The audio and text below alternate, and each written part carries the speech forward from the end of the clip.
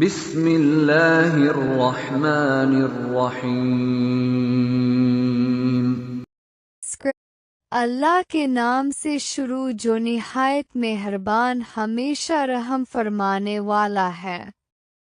In the name of Allah, the most compassionate, the ever merciful. हाँ वाकई जिसने बुराई इख्तियार की और इसके गुनाहों ने इसको हर तरफ से घेर लिया तो वही लोग दोज़खी हैं, वो इसमें हमेशा रहने वाले हैं। Truly, whoever commits misdeeds and is surrounded by his evil, it is they who shall be the inmates of the hellfire. They shall abide in it forever. और जो लोग ईमान लाए और उन्होंने नेक अमल किए तो वही लोग जन्नती हैं, वो इसमें हमेशा रहने वाले हैं। And those who believe and perform righteous deeds, it is they who shall be the residents of paradise. They shall abide in it forever.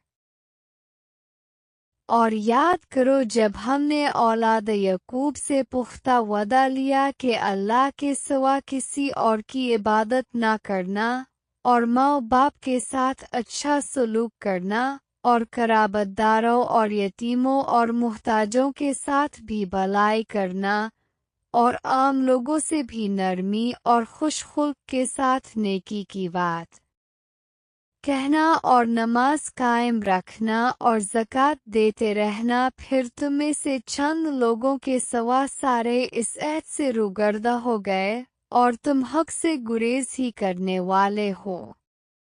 Remember when we took a pledge from the children of Israel, worship none but Allah, and behave excellently with your parents and your kinsfolk, and the orphans and the poor.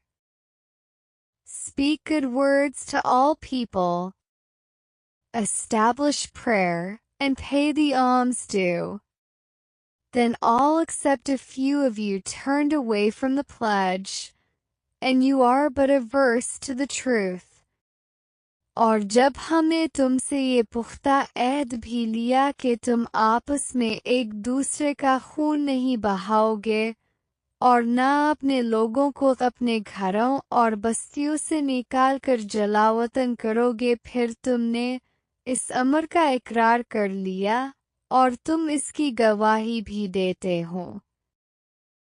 Recall when we took a pledge from you, you shall not shed your own people's blood, nor shall you expel one another from your homelands.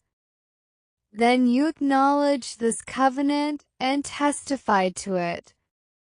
फिर तुम ही वो लोग हो कि अपनों को कत्ल कर रहे हो और अपने ही एक गिरोह को उनके वतन से बाहर निकाल रहे हो और मुस्तज़ाद ये कि उनके खिलाफ गुनाह और ज़ियादती के साथ उनके दुश्मनों की मदद भी करते हो, और अगर वो कैदी होकर तुम्हारे पास आ जाएं तो उनका फिद्या देकर छुड़ा लेते हो ताकि वो तुम्हारे एहसानमंद रहे, हालांकि उनका वतन से निकाला जाना भी तुम पर हराम कर दिया गया था। क्या तुम किताब के बाज़ हिस्सों पर ईमान रखते हो और बाज़ का इनकार करते हो? बस तुम्हें से जो शख्स ऐसा करे इसकी क्या सज़ा हो सकती है सिवाय इसके कि दुनिया की ज़िंदगी में ज़िल्लत और रुसवाई हो, और क़ियामत के दिन भी ऐसे लोग सख्त तरीन अज़ाब की तरफ लौटाए जाएंगे और अल्लाह तुम्हारे कामों से बेखबर नहीं। Yet here you are, killing your kinsfolk, banishing some of your people from their homelands, and helping others against them with sin and aggression. Had they come to you as captives, you would have ransomed them, so that they remained obliged to you, whereas their expulsion was also unlawful for you. Do you believe in one part of the book and deny another? So the punishment for those of you who act like this will be nothing but disgrace in the worldly life, and on the day of resurrection, they shall be returned to the harshest torment. Allah is not unaware of your deeds.